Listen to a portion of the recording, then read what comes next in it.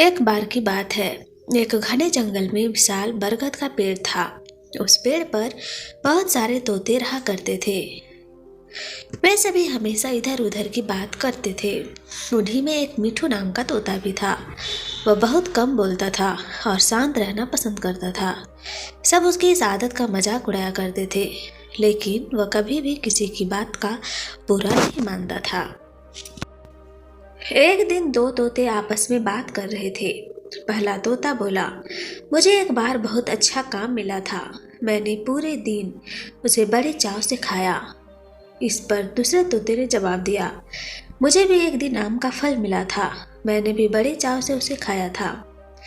वही मिठू तोता चुपचाप बैठा था।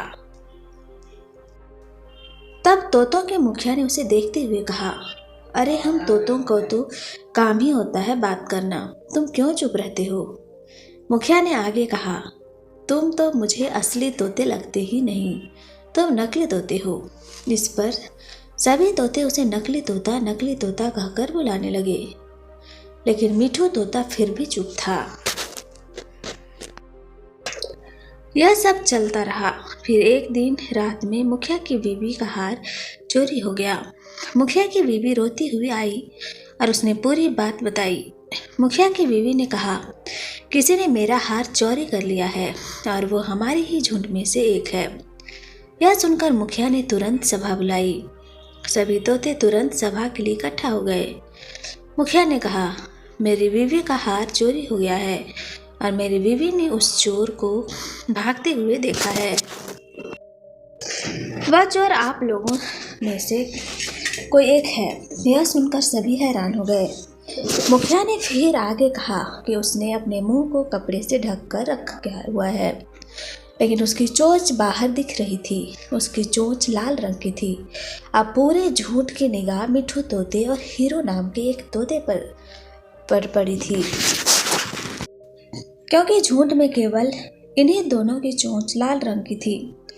यह सुनकर सभी मुखिया से चोर का पता लगाने के लिए बोलने लगे, लेकिन मुखिया ने सोचा कि ये दोनों मेरे अपने हैं। मैं कैसे इनसे पूछ सकता हूँ कि तुम चोर हो क्या? इसलिए मुखिया ने इस कौवे से कहा और बोला कि वह उसे पता लगाने में मदद करे। असली चोर का पता लगाने के लिए कौवे को बुलाया गया। कौवे ने लाल चोंच वाले हीरू और मिठू तोते को सामने बुलाया। कौवे ने दोनों तोतों से पूछा कि तुम दोनों चोरी के समय कहाँ थे?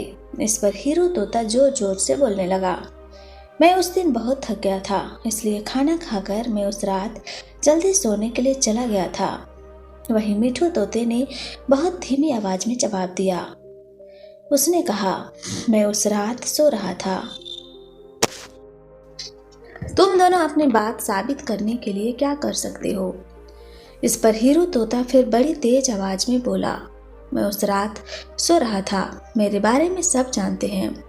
ये चोरी मिठू ने ही की होगी, इसलिए वह इतना शांत होकर खड़ा था।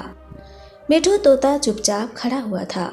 सभा में मौजूद सभी तोते चुपचाप यह सब देख रहे थे। मिठू तोता फिर धीमी आवाज में बोलने लगा।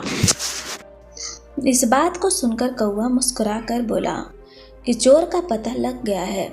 मुखिया के साथ साथ सब लोग हैरानी से कौवे की ओर देखने लगे। कौवे ने बताया कि चोरी हीरू तोते ने की है।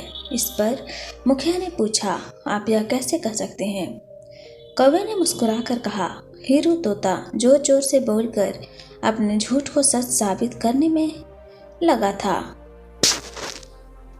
जबकि मिठू तोता जानता है कि वह सच बोल रहा है, इसलिए वह अपनी बात आराम से कह रहा था। कौवे ने आगे कहा, वैसे भी हीरू तोता बहुत बोलता है, उसकी बात पर भरोसा नहीं किया जा सकता है। इसके बाद हीरू ने अपना जुर्म कबूल कर लिया और सभी से माफी मांगी।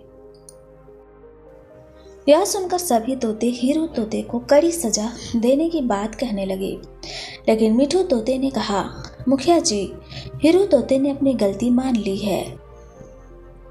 उसने सबके सामने माफी भी मांग ली है। उससे पहली बार यह गलती हुई है, इसलिए उसे माफ कर दीजिए। यह बात सुनने के बाद मुखिया ने हीरो तोते को माफ कर दिया।